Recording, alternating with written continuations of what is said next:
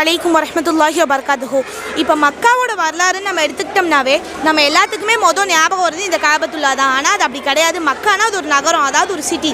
இந்த மக்காங்கிற பேருக்கு அர்த்தம் என்னன்னு பார்த்தீங்கன்னாக்கா பள்ளத்தாக்குன்னு அர்த்தம். இதை முதல்ல நம்ம பக்கானும் அழைச்சிட்டு வந்தோம். இந்த மக்காவோட சிறப்பு என்னன்னு பார்த்தீங்கன்னா, முஹம்மது நபி ஸல்லல்லாஹு அலைஹி வஸல்லம் அவங்க பிறந்து வளர்ந்து வாழ்ந்ததும் மக்கால தான். புனிதமான குரான் ஷரீஃப் இறக்கப்பட்ட இடமாகவும் மக்கா இருக்குது. ஆதம் அலைஹிஸ்ஸலாம் ஹவ்வா அலைஹிஸ்ஸலாம் அவங்க 2 பேரும் ஒன்று சேர்ந்த இடமாகவும் மக்கா தான் இருக்குது. தஜால் வர முடியாத இடங்களையும் மக்கா ஒன்று. இந்த மாதிரி மக்காவோட சிறப்புகளை பற்றி சொல்லணும் நம்ம நிறையா சொல்லிக்கிட்டே போகலாம்.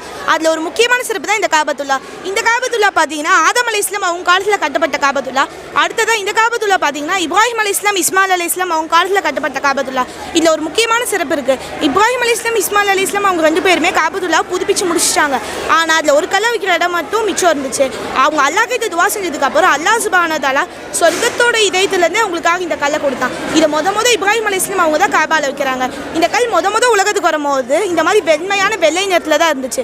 உலகத்தில் பாவங்கள் அதிகரிக்க தான் அஸ்வத்தாக மாறிச்சு. அஸ்வத்னா கருப்புன்னு அர்த்தம். அதனால தான் இந்த கல்லோட பேர் ஹஜருல் அஸ்வத். அடுத்ததாக பார்த்தீங்கன்னா யானைப்படையோட அழிவு.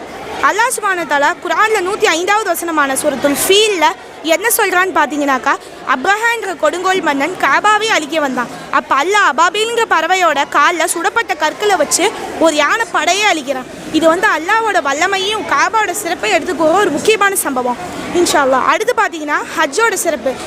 எவர் ஒருவர் ஹஜ்ஜை செய்து முடிக்கிறாங்களோ அவங்க இன்னைக்கு பிறந்த குழந்தைங்களை போல ஆவாங்கன்னு சொல்லப்படுது. இன்னைக்கு பிறந்த குழந்தைங்களுக்கு ஏதாவது ஒரு பாவம் இருக்குமா? அதே மாதிரி தான் ஹஜ்ஜு செஞ்சுட்டு வந்தவங்களுக்கு எந்த விதமான பாவமும் இருக்காது இன்ஷா அல்லாஹ். எல்லாம் அல்லாஹ் நம்ம அனைவருக்குமே ஹஜ்ஜு செய்யக்கூடிய பாகியத்தை தந்தால் புரிவானாக. ஆமீன். அஸ்ஸலாமு அலைக்கும் வரஹ்மத்துல்லாஹி வபரகாத்துஹு.